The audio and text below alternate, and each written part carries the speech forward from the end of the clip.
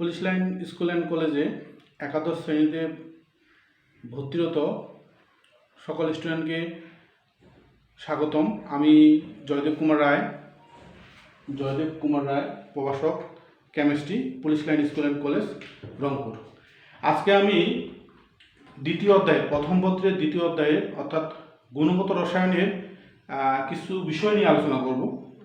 তো আজকে আমাদের আলোচ্য বিষয় হচ্ছে সিক্ত পরীক্ষার মাধ্যমে অজৈব লবণে বিদ্যমান বিভিন্ন ক্ষারকীয় ও অম্লীয় মূলকের সরাসরি শনাক্তকরণ, এগুলো নিয়ে আলোচনা করব। আর বিগত ক্লাসে স্যাররা তোমাদের অবশ্যই, আমাদের রসায়ন বিভাগের স্যাররা তোমাদের অবশ্যই বলছিল যে আমরা রেফারেন্স বই হিসাবে আমরা দুইটা রাইটারের বই কিনবো। একটা হচ্ছে সরোজকান্তি সিংহ হাজারি স্যারের, আর হচ্ছে সঞ্জিত কুমার গুহ স্যারের বই কিনবো। তোমরা ফার্স্ট পার্ট এবং সেকেন্ড পার্ট দুটো বই কিনবা। আমরা পর্যায়ক্রমিকভাবে একটা অধ্যায় আমরা 4 ভাগে ভাগ করে 4 জন টিচার এই অধ্যায়টাকে নিয়ে আলোচনা করব। তো আমি যে বিষয়টা নিয়ে আলোচনা করব এটা অনেকটা আমাদের ব্যবহারিক তোমরা ক্লাসে যখন যাবো তখন এটা কাজে লাগবে। তো আমার মনে হয় তোমরা একটু মনোযোগীভাবে ক্লাসটা করবা। আর করোনা মহামারীতে আমরা সবাই একটা অজানা একটা বিপদের মধ্যে আছে। তো তোমরা তো বাড়িতে থাকো, বাড়িতে বসে আমাদের online police line school and কলেজের অনলাইন ক্লাসগুলোকে উপভোগ করো। তো এর পরিপ্রেক্ষিতে আজকে অনলাইন ক্লাসের আমার আলোচ্য বিষয় সিক্ত পরীক্ষার মাধ্যমে অজৈব লবণে বিদ্যমান বিভিন্ন ক্ষারকীয় ও অম্লীয় মূলকের সরাসরি শনাক্তকরণ, ক্লিয়ার? যেটাকে আমরা অন্য ভাষায় বলতে পারি লবণের আঙ্গিক বিশ্লেষণ বা গুণগত মান বিশ্লেষণ। অর্থাৎ একটা লবণে কি কি আছে, অম্লীয় মূলক কি আছে, ক্ষারীয় মূলক কি আছে, সেটা শনাক্তকরণের জন্য আমরা কি করি, এই পরীক্ষাগুলো করি। তো আমাদের সিলেবাসের আলোচ্য যে ক্ষারীয় মূলকগুলো আমার সিলেবাসভুক্ত আছে, যে ক্ষারীয় মূলকগুলো যেগুলো সিলেবাসভুক্ত আছে, কপার 2 আয়ন, কিউ প্লাস বা আয়রন 2 আয়ন, এটা হচ্ছে ফেরাস 2 প্লাস বা 2 আয়ন, ফেরিক 3 প্লাস বা 3 আয়ন, জিঙ্ক 2 প্লাস বা জিঙ্ক 2 আয়ন, অ্যালুমিনিয়াম 3 প্লাস বা aluminium 3 ion, calcium 2 ion, sodium ion, আর হচ্ছে অ্যামোনিয়াম আয়ন। এগুলোকে আমরা কি করব, আজকে আলোচনা করব কিভাবে এগুলোকে আমরা শনাক্তকরণ করব। এবং অম্লীয় মূলক সমূহ হচ্ছে ক্লোরাইড, সালফেট এবং কার্বনেট। আমাদের সিলেবাসে এই তিনটাই অম্লীয় মূলক আছে, যেগুলো হচ্ছে ক্লোরাইড, সালফেট এবং কার্বনেট, ক্লিয়ার? তো এরপরে আমাদের মূল বা মজুদ দ্রবণ আমরা কিভাবে প্রস্তুত করব সেটা নিয়ে আলোচনা করব। তো আমি এখানে 3টা ক্যাটাগরিতে ভাগ করছি। আমরা প্রথমে একটা টেস্ট টিউব দেবো তোমাদের, এই ধরনের ল্যাবরেটরিতে এই ধরনের কাঁচের টেস্ট টিউব। এই টেস্ট টিউবে প্রথমে দিয়ে আমরা বলবো যে টেস্ট টিউবটা পরিষ্কার করার পর আমরা সেকেন্ড কাজ তোমাদের বলবো যে একটা নমুনা লবণ দেব। এই নমুনা লবণ, অজৈব নমুনা লবণ দিয়ে বলবো যে এটা তুমি পরীক্ষা করো, মানে আঙ্গিক বিশ্লেষণ করো বা গুণগত মান বিশ্লেষণ করো, ক্ষারীয় মূলক কী আছে এবং অম্লীয় মূলক কী আছে। ওকে? তো আমার তোমাদের যখন টেস্ট টিউব দেওয়া হবে তোমরা কি করবা, টেস্ট টিউবে হালকা একটু পানি নিবা, প্রথমে একটু পানি নেওয়ার পর নমুনা লবণ দিবা, ঠিক আছে? নমুনা লবণ দেওয়ার পর আবার পানি দিয়ে এইটাকে মনে করো, এটা যে আমি টেস্ট টিউব চিন্তা করি, এখানে প্রথমে পানি দিছি, নমুনা লবণ দিছি, তারপর আবার পানি দিয়ে এই টেস্ট টিউবটা মাথাটা এইভাবে ধরে আমরা ঝাঁকাবো, অথবা আমরা এটাকে কী করতে পারি, এইভাবে ঝাঁকাতে পারি। তো দেখবো যতক্ষণ না যে আমাদের নমুনা লবণটা সম্পূর্ণভাবে দ্রবীভূত হচ্ছে ততক্ষণ পর্যন্ত আমরা কী করবো, এটাকে ঝাঁকাতে থাকবো।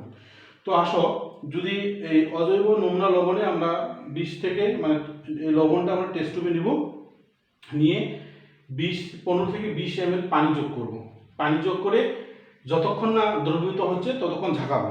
অনেকক্ষণ ঝাঁকানোর পরেও যদি লবণটা দ্রবীভূত না হয়, দ্রবীভূত হলে তবে একটা যে মনে রাখো, ল্যাবরেটরিতে আমরা যে লবণগুলো তোমাদের সরবরাহ করব সেগুলো সবগুলো হচ্ছে পানিতে দ্রবণীয়। তো যদি পানিতে দ্রবণীয় না হয়, তোমাদের ফাইনাল পরীক্ষার সময় যদি বলে এমন একটা লবণ দিল পরীক্ষক যে যেটা পানিতে দ্রবণীয় হচ্ছে না, তখন তোমাকে কী করতে হবে, যে যদি পানিতে দ্রবীভূত না হলে নমুনা লবণ, তার সাথে আমরা কি 15 থেকে 20 ml পানি যোগ করব এবং HCl যোগ করব। HCl যোগ করে আমরা দেখব যে এটা দ্রবীভূত হচ্ছে কিনা, ঠিক আছে?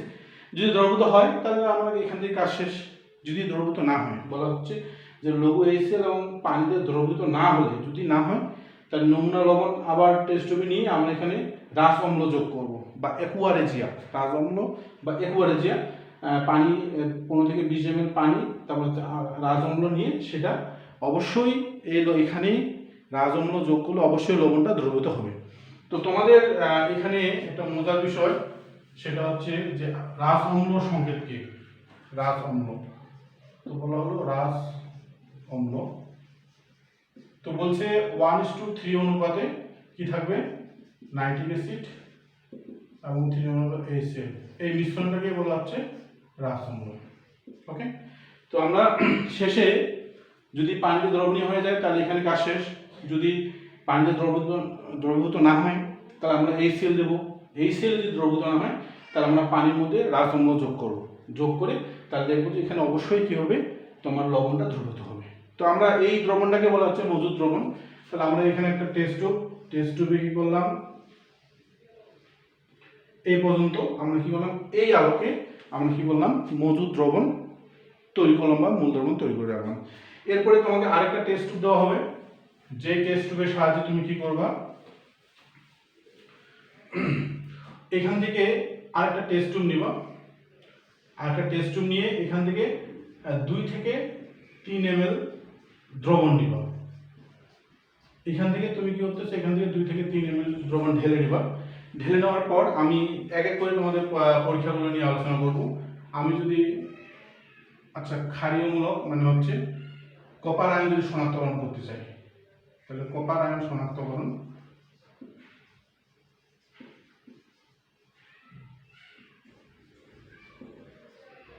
যদি আমরা কপার আয়ন শনাক্তকরণ করতে চাই, তো আমাদের তার আগে আরেকটা জিনিস বলি। তো আমরা জানি একটা লবণের দুইটা অংশ, ঠিক আছে, এই অংশটাকে বলা হচ্ছে ক্ষারীয়মূলক, মানে ক্যাটায়ন অংশটাকে বলা হচ্ছে ক্ষারীয়মূলক,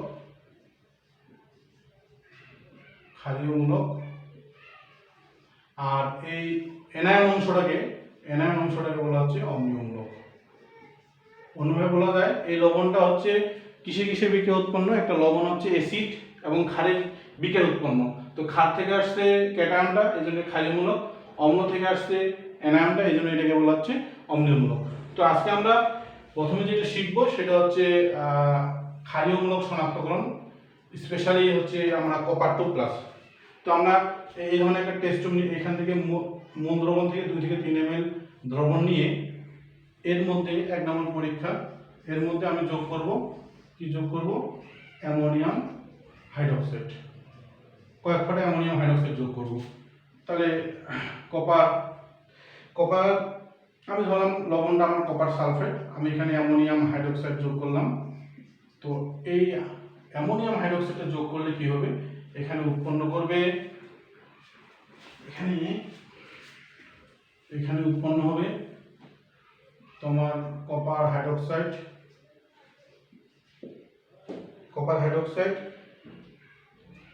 তারপর হচ্ছে তার সাথে থাকবে কপার সালফেট এবং তার সাথে উৎপন্ন হবে অ্যামোনিয়াম সালফেট। আর এটা হচ্ছে হালকা নীল কালার, হালকা নীল অর্ধক্ষেপ, এটা হালকা নীল অর্ধক্ষেপ দেবে। ওকে, এরপরে আমাদের যেটা করতে হবে যে এরপরে আমরা অতিরিক্ত অ্যামোনিয়াম হাইড্রোক্সাইড যোগ করব। অ্যামোনিয়াম হাইড্রোক্সাইডটা যদি আমরা এর মধ্যে অতিরিক্ত যোগ করি তাহলে যেটা উৎপন্ন হবে যে এর মধ্যে আমরা অতিরিক্ত কি করব, অ্যামোনিয়াম হাইড্রোক্সাইড আমরা অতিরিক্ত যোগ করব, অতিরিক্ত।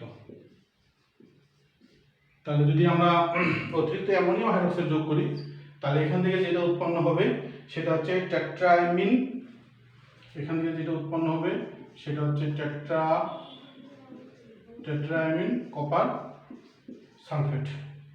ঠিক আছে, এই রিয়েজেন্টটা হচ্ছে গাঢ় নীল কালার।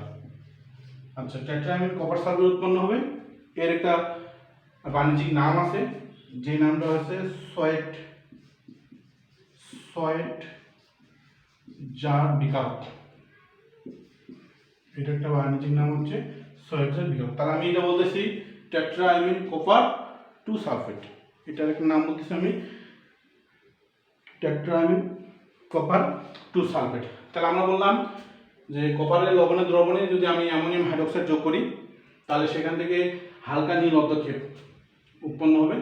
তারপরে হালকা নীল অর্ধক্ষেপের মধ্যে যদি আমি অতিরিক্ত আরও অ্যামোনিয়াম হাইড্রোক্সাইড যোগ করি তাহলে গাঢ় নীল অর্ধক্ষেপ পড়বে, মানে পিপিটি, প্রিসিপিটেট। পিপিটিটা হচ্ছে প্রিসিপিটেট মানে হচ্ছে অর্ধক্ষেপ, তাহলে গাঢ় নীল প্রিসিপিটেট পড়বে। আর এই টেট্রাঅ্যামিন কপার সালফেটটাকে আমরা বলতেছি সোয়েটজার বিকারক। তো এইভাবে আমরা কি শনাক্তকরণ করতে পারি যে কপার যে আয়নটা আছে সেই কপার আয়নটাকে অ্যামোনিয়াম হাইড্রোক্সাইড দিয়ে শনাক্তকরণ করতে পারি। এটার এ। আর বি হচ্ছে যদি তুমি এটা বাদে অ্যামোনিয়াম হাইড্রোক্সাইড বাদে তুমি এখানে যোগ করতে পারো বি নাম্বার, এটা এখানে তুমি এই কপার লবণের দ্রবণে তুমি যোগ করতে পারো পটাশিয়াম ফেরোসায়ানেট দ্রবণ। তাহলে এটা যদি যোগ করো তাহলে এখানে তোমার পড়বে কপার ফেরোসায়ানেট এর বলছে লালচে বাদামি অর্ধক্ষেপ, মানে পিপিটি। ঠিক আছে, আর এই তীর চিহ্নের মাধ্যমে বোঝা যাচ্ছে যে নিচে অর্ধক্ষেপ। এই তীর চিহ্ন যদি থাকে তাহলে বুঝতে হবে যে নিচে অর্ধক্ষেপ পড়ছে। তাহলে আমরা কপারকে দুইভাবে শনাক্ত করতেছি, দুইটা রিয়েজেন্টের মাধ্যমে। একটা হচ্ছে কপার দ্রবণের মধ্যে, মানে মূল দ্রবণ থেকে 2-3 ml আরেকটা টেস্ট টিউবে দ্রবণ নিয়ে সেখানে আমরা কি যোগ করব, সেখানে যোগ করবো অ্যামোনিয়াম হাইড্রোক্সাইড। যোগ করলে কি করবে, হালকা নীল অর্ধক্ষেপ, এবং অতিরিক্ত বেশি পরিমাণ অ্যামোনিয়াম হাইড্রোক্সাইড যোগ করলে সেখানে তোমার কি পড়বে, যে গাঢ় নীল বর্ণ অর্ধক্ষেপ। আর বি নাম্বার দ্বিতীয় কপার আয়নকে শনাক্তকরণের জন্য আরেকটা আমরা পদার্থ যোগ করতে পারি, সেটা হচ্ছে পটাশিয়াম ফেরোসায়ানেট। যদি এটা আমরা যোগ করি তাহলে লালচে বাদামি বা চকলেট কালারের তোমার অর্ধক্ষেপ করবে। তাহলে এইভাবে আমরা বুঝবো যে এখানে ক্ষারীয় মূলকটা কি উপস্থিত, কপার উপস্থিত। এরপরে আমরা নেক্সট যেটা নিয়ে আলোচনা করতে যাচ্ছি সেটা হচ্ছে Al3+ আয়ন শনাক্তকরণ, অ্যালুমিনিয়াম 3+ আয়ন শনাক্তকরণ। তো আমরা ওই আগের মতোই যে আমরা একটা মূল দ্রবণ থেকে 2-3 ml দ্রবণ নিব, 2-3 ml আরেকটা টেস্ট টিউবে দ্রবণ নিয়ে আমরা কি যোগ করব, 2-3 ml দ্রবণ নিয়ে সেখানে আমরা যোগ করব সোডিয়াম হাইড্রোক্সাইড। তো এখানে যোগ করলে জেলিনে সাদা অর্ধক্ষেপ পড়বে, কেমন, যে aluminium hydroxide plus sodium chloride, এটা হচ্ছে জেলির ন্যায় অর্ধক্ষেপ, জেলির ন্যায় সাদা অর্ধক্ষেপ, সাদা পিপিটি মানে হচ্ছে প্রিসিপিটেট। ঠিক আছে, তো এই জেলির ন্যায় সাদা অর্ধক্ষেপটা যদি অতিরিক্ত আমরা আবার কি যোগ করি, যে সোডিয়াম হাইড্রোক্সাইডটা যদি অতিরিক্ত যোগ করি, সোডিয়াম হাইড্রোক্সাইড যদি আমরা যোগ করি তাহলে এই জেলির ন্যায় সাদা অর্ধক্ষেপটা কি হয়ে যাবে, বর্ণহীন হয়ে যাবে। তাহলে এখানে উৎপন্ন করবে সোডিয়াম অ্যালুমিন, অর্থাৎ এটা হয়ে যাবে বর্ণহীন। আমি এই যৌগটার নাম বলতেছি সোডিয়াম অ্যালুমিনেট। ঠিক আছে, প্লাস এটার সাথে পানি উৎপন্ন হবে।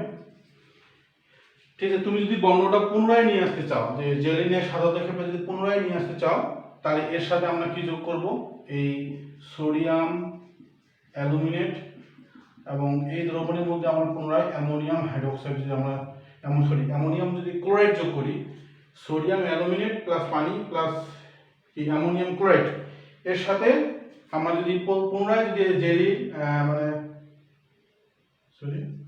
জেলির ন্যায় যদি সাদা অর্ধক্ষেপটা নিয়ে আসতে চাই, জেলির ন্যায় সাদা অর্ধক্ষেপ যদি আমরা পুনরায় নিয়ে আসতে চাই তাহলে এইটার সাথে আমরা কি করব, যে আবার অ্যামোনিয়াম ক্লোরাইড দ্রবণ যোগ করব, যোগ করে হিট করব। তো যোগ করে যদি আমরা হিট করি তাহলে পুনরায় কি আসবে, সোডিয়াম ক্লোরাইড, ঠিক আছে, তারপর হচ্ছে অ্যামোনিয়া প্লাস হচ্ছে অ্যালুমিনিয়াম হাইড্রোক্সাইড, অর্থাৎ জেলিনের সাদা অর্ধক্ষেপটা আবার পুনরায় কি ফিরে আসবে। তাহলে এইভাবে আমরা কি বুঝবো, যে ক্ষারীয় মূলক অ্যালুমিনিয়াম আয়নকে আমরা শনাক্তকরণ করতে পারি। ওকে, আমরা নেক্সট যে মূলকটা শনাক্তকরণ করতে যাচ্ছি সেটা হচ্ছে ফেরাস।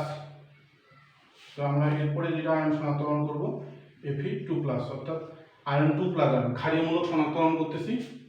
এরপরে আমরা যেটা শনাক্তকরণ করব Fe2+। তো Fe2+ শনাক্তকরণের জন্য যেমন আমরা এখানে যোগ করতে পারি 1 নাম্বার, যে ফেরাস লবণের মধ্যে, যেমন ফেরাস লবণ বলতে আমরা ফেরিক ক্লোরাইড নিলাম, এর মধ্যে আমরা যেটা যোগ করব, যে এর মধ্যে যদি আমরা এইভাবে আমি তোমাদের দেখাতে পারি, যে এর মধ্যে যদি আমরা কি যোগ করি, অ্যামোনিয়াম হাইড্রোক্সাইড। ঠিক আছে, এর মধ্যে যদি অ্যামোনিয়াম হাইড্রোক্সাইড যোগ করি, তাহলে এটা হবে যে হালকা নীল অর্ধক্ষেপ করবে। কেমন করবে? এখানে হালকা নীল অর্ধক্ষেপ, নীল পিপিটি। ঠিক আছে, তাহলে এই হালকা নীল যদি অর্ধক্ষেপ করে, তাহলে বুঝবো কি আছে, যে এখানে এই দ্রবণের মধ্যে কি আছে, যে তোমার সরি, এটা হচ্ছে সবুজ সবুজ পিপিটি।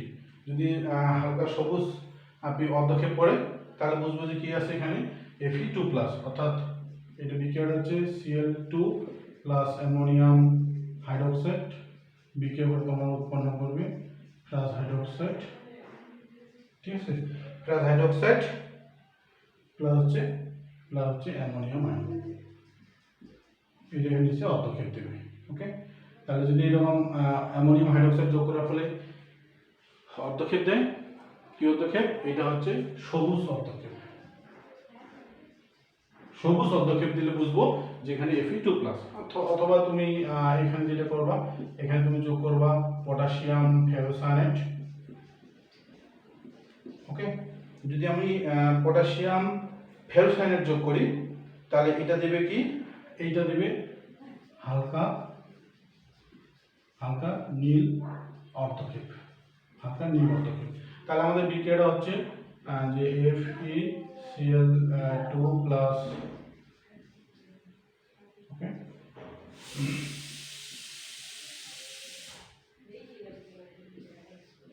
এটা বিক্রিয়া করে তোমার উৎপন্ন করবে K2FeCN6। এটা তোমার অর্ধক্ষেপ দেবে। কেমন অর্ধক্ষেপ? এটা হচ্ছে নীল অর্ধক্ষেপ, নীল পিপিটি। ওকে, যদি নীল অর্ধক্ষেপ দেয়, তাহলে বুঝবো যে এখানে কি আছে, তার সাথে উৎপন্ন হবে পটাশিয়াম ক্লোরাইড। নীল অর্ধক্ষেপ দিলে বুঝবো যে কি আছে, এখানে ফেরাস আয়ন উপস্থিত ও নিশ্চিত।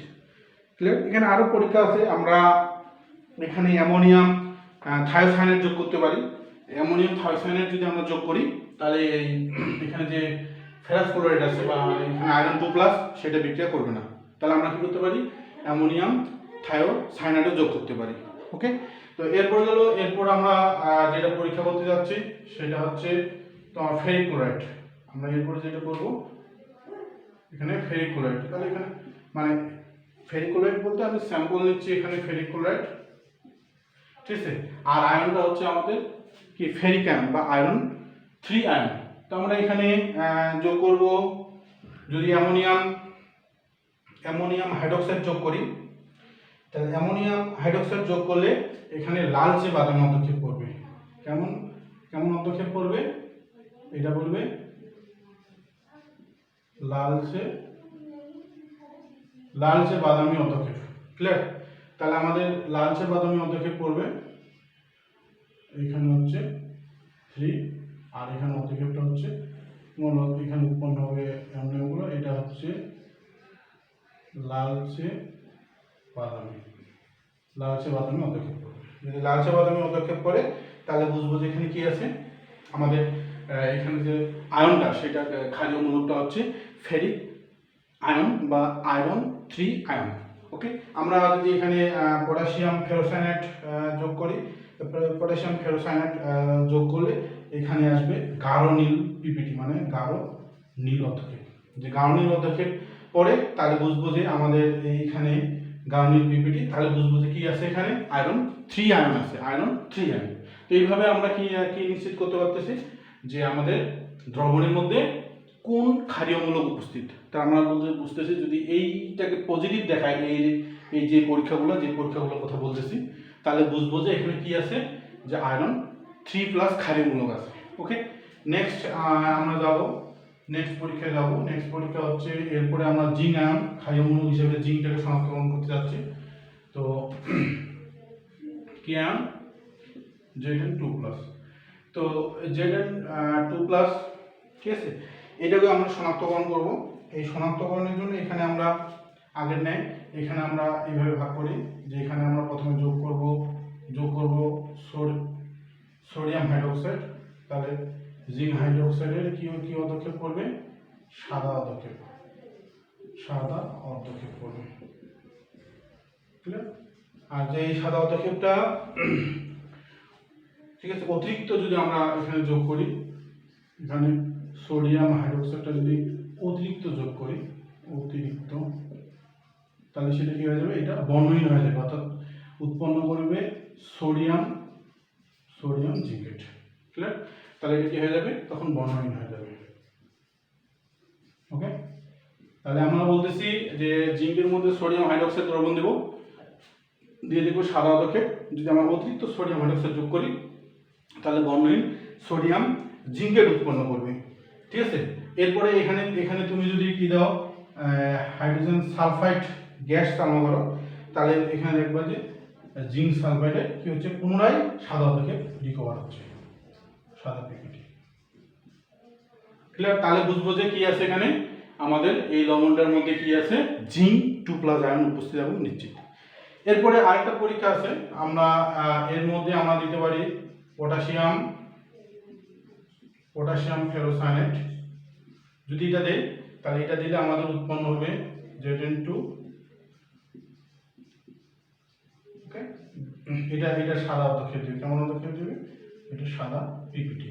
যদি সাদা পিপিটি দেয় তাহলে আমি উপস্থিত এবং নিশ্চিত যেটা জিঙ্ক। তাহলে এই দুটো পরীক্ষার মাধ্যমে আমি বুঝতেছি কি আছে এখানে, যে এখানে যে আছে জিঙ্ক 2+। তুমি যদি বিক্রিয়াটা দেখতে চাও তাহলে এখানে আমি নিচ্ছি Z2+, আর এখানে নিচ্ছি আমি পটাশিয়াম ফেরোসায়ানেট। তাহলে এটা বিক্রিয়া করে উৎপন্ন করতেছে জিঙ্ক, এখানে সাদা পিপিটি।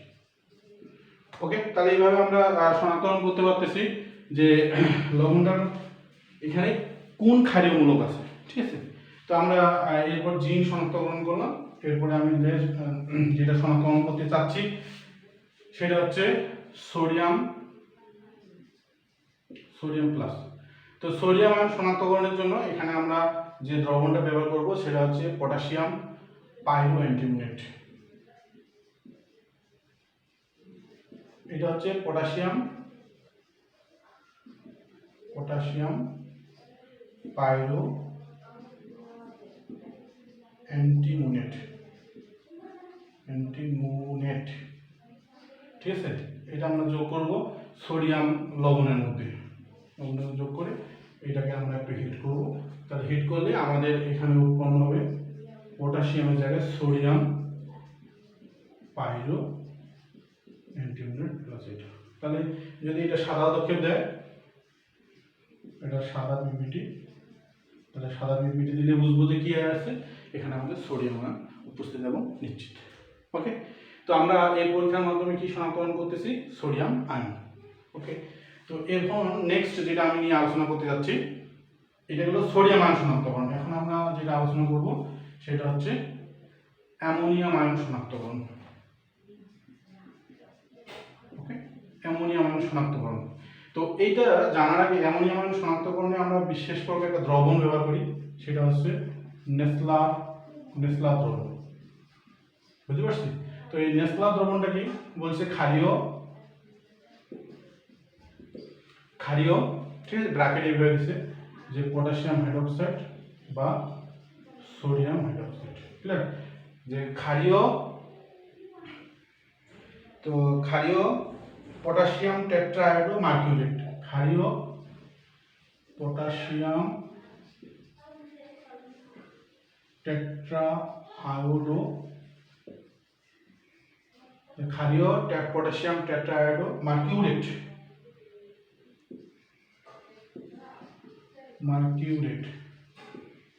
ঠিক আছে, এই দ্রবণটাকে বলবো আমরা ক্ষারীয় পটাশিয়াম টেট্রাআয়োডো মার্কিউরেট। ঠিক আছে, এটাকে আমরা বলতেছি নেসলার বিকারক। তাহলে P2Ag(I4). ক্লিয়ার? এই দ্রবণটাকে আমরা বলতেছি যে ক্ষারীয় পটাশিয়াম টেট্রাআয়োডো মার্কিউরেট। এই দ্রবণটাকে বলা হচ্ছে তোমার কি নেসলার দ্রবণ। তো আমরা অ্যামোনিয়াম লবণের মধ্যে অ্যামোনিয়াম লবণের মধ্যে আমরা কি করব, এই ন্যাচারাল বিকারকটাকে আমরা যোগ করব, এটা আমরা যোগ করব। ঠিক আছে, তো যদি অ্যামোনিয়াম লবণ আমি নিলাম অ্যামোনিয়াম ক্লোরাইড, তো এর মধ্যে ন্যাচারাল বিকারে প্রথমে ক্ষারটা এর সাথে বিক্রিয়া হবে, তো আমি ক্ষার হিসেবে আমি নিলাম এখানে সোডিয়াম হাইড্রোক্সাইড। ক্লিয়ার, তো সোডিয়াম হাইড্রোক্সাইড যদি নেই তাহলে আমার এখান থেকে উৎপন্ন হবে সোডিয়াম ক্লোরাইড অ্যামোনিয়া প্লাস উৎপন্ন হবে পানি। ওকে, তারপর নেক্সট আমরা কি করব, যে এরপরে আমাদের দ্বিতীয় উপাদান কোনটা আছে, K2HgI4, অর্থাৎ এই উপাদানটার নাম হচ্ছে পটাশিয়াম টেট্রাআয়োডো মার্কিউরেট। এটা ভেঙে যাবে, ভেঙে গিয়ে 2 পটাশিয়াম আয়োডাইড প্লাস Hg(I2) উৎপন্ন হবে। এখানে আবার 2 অনুপাতে এটা যুক্ত হয়ে এখানে উৎপন্ন হবে Hg2, এখানে হচ্ছে I4। ক্লিয়ার, পরবর্তীতে সেটা ওই যে এখানে আমাদের অ্যামোনিয়া উৎপন্ন হয়েছে, অ্যামোনিয়ার সাথে এটা যুক্ত হয়ে তোমার যেটা উৎপন্ন করবে ammonium iodide plus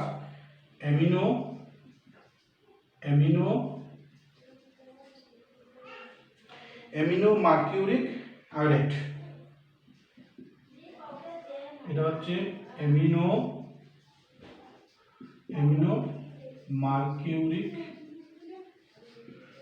mercuric iodide. এর হচ্ছে অর্ধক্ষেপ করবে লালচে বাদামি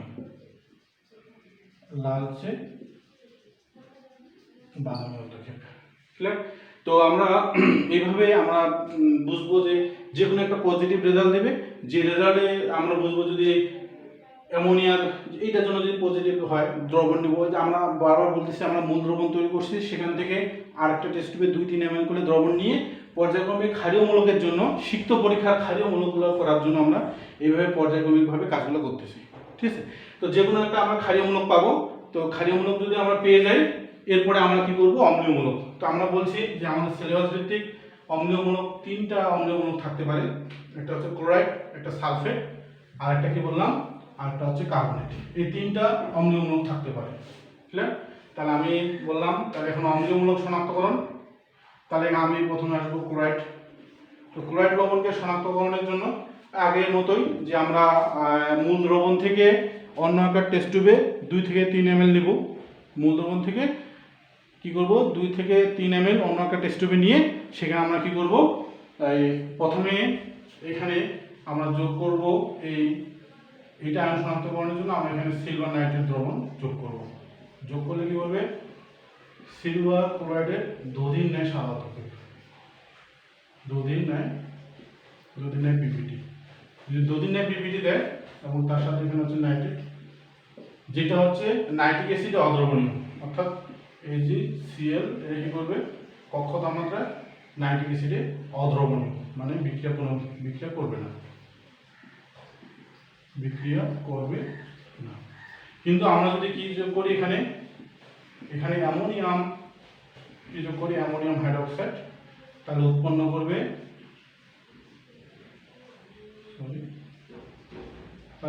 করবে ডাইমিন সিলভার ক্লোরাইড। এটা হচ্ছে বর্ণহীন, ডাইমিন সিলভার ক্লোরাইডের বর্ণহীন দ্রবণ উৎপন্ন করবে। যদি এটা উৎপন্ন হয় তাহলে বুঝবো যে দ্রবণের মধ্যে ক্লোরাইড আছে। তো তোমাদের একটু জানার জন্য বলি, পরীক্ষাগারে অনেক সময় আমাদের যে উত্তরবঙ্গের পানি আছে, এই পানির মধ্যে ক্লোরাইড আয়নের পরিমাণটা একটু বেশি। অনেক সময় তোমাদের অটোমেটিক্যালি পজিটিভ দেখাইতে পারে। তো যদিও তোমাদের এই ধরনের পজিটিভ রেজাল্ট দেখায়, তার পাশাপাশি তোমরা কার্বনেট এবং সালফেটের টেস্টটা করবা। ঠিক আছে, তো কার্বনেট এবং সালফেট টেস্টটা একই সাথে করা যায়। তোমরা এইভাবে মনে রাখো যে এটা যদিও ক্লোরাইড পজিটিভ টেস্ট হয়, তারপরে আমরা কি করব, কার্বনেট এবং সালফেট আয়ন শনাক্তকরণ করব। ঠিক আছে, তাহলে সালফেট এবং কার্বনেট এটা শনাক্তকরণ। তো আমরা ওই টেস্ট টিউবে মূল দ্রবণ নিব, মূল দ্রবণ মানে এখানে কি থাকতে পারে, সালফেট অথবা কার্বনেট। ক্লিয়ার, তো এখানে আমরা কি যোগ করব, বেরিয়াম নাইট্রেট দ্রবণ যোগ করব। তো বেরিয়াম নাইট্রেট দ্রবণ যোগ করলে এখানে দিবে সাদা পিপিটি, মানে প্রিসিপিটেট সাদা পিপিটি দিবে। অর্থাৎ যদি আমাদের সালফেট মূলক থাকে তাহলে বেরিয়াম নাইট্রেটের সাথে বিক্রিয়া করে তোমার উৎপন্ন করবে বেরিয়াম সালফেট আর হচ্ছে নাইট্রেট। আবার যদি তোমার কার্বনেট থাকে তাহলে বেরিয়াম নাইট্রেটের সাথে বিক্রিয়া করে তোমার উৎপন্ন করবে barium carbonate plus NO3 minus. তাহলে এইটা সাদা অর্ধক্ষেপ, এটা সাদা অর্ধক্ষেপ। এই সাদা অর্ধক্ষেপের মধ্যে এরপর আমরা যোগ করব HCl, ঠিক আছে। আচ্ছা, আমরা এখানে এইভাবে বলি, এখানে আমরা HCl যোগ করব।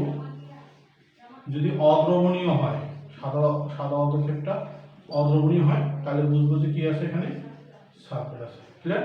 যদি সাদা অর্ধক্ষেপটা অদ্রবণীয় থাকে তাহলে বুঝবো কি আছে, সালফেট। আর যদি এটা যোগ করার পর কি হয়ে যায়, বর্ণহীন হয়ে যায়, তাহলে বুঝবো কি আছে, এখানে কার্বনেট। অর্থাৎ এই বেরিয়াম কার্বনেটটা HCl এর সাথে বিক্রিয়া করে তোমার উৎপন্ন করবে carbon dioxide, barium chloride, clear, plus পানি। ওকে, তো এইভাবে যদি বর্ণহীন হয়ে যায় তাহলে কার্বন ডাই অক্সাইড গ্যাস উৎপন্ন হবে, যেটা চুনের পানিকে তোমার যদি চুনের পানির মধ্যে প্রবেশ করাও, অর্থাৎ চুনের পানি হচ্ছে ক্যালসিয়াম হাইড্রোক্সাইড, চুনের পানির মধ্যে যদি প্রবেশ করাও তাহলে এই কার্বন অক্সাইড বিক্রিয়া করে তোমার কি করবে, ক্যালসিয়াম কার্বনেটের সাদা অর্ধক্ষেপ দেবে। ক্লিয়ার? তাহলে এই থেকে প্রমাণিত হয় যে কি আছে, তোমার দ্রবণটার মধ্যে কার্বনেট আছে। ক্লিয়ার? তাহলে আমরা অম্লীয়মূলক যে এই তিনটার মধ্যে যে কোনো একটা পাবো, ক্ষারীয়মূলক যে কোনো একটা পাবো, তাহলে ক্যাটায়ন এবং অ্যানায়ন একখানে করে যে লবণটা পাবো সেই, তাহলে বুঝবো যে আমার পরীক্ষাধীন নমুনায় কি আছে, এই লবণটা উপস্থিত এবং নিশ্চিত। ঠিক আছে? তো ধন্যবাদ সবাইকে। আর তোমরা বাসায় এগুলো প্র্যাকটিস করো। আশা করি তোমরা এই ক্লাসটার মাধ্যমে যে সিক্ত পরীক্ষার মাধ্যমে কিভাবে ক্ষারীয়মূলক এবং অম্লীয়মূলককে শনাক্তকরণ করা যায় সেটা সম্পর্কে ভালো ধারণা পাবা। নেক্সট আমি আবারও বৃহস্পতিবার তোমাদের ক্লাস নেওয়ার জন্য আসবো। আবার নেক্সট ডেতে পাতন, আংশিক পাতন নিয়ে আলোচনা করব। তো ধন্যবাদ সবাইকে, সবাই ভালো থাকো, সুস্থ থাকো, ধন্যবাদ সবাইকে।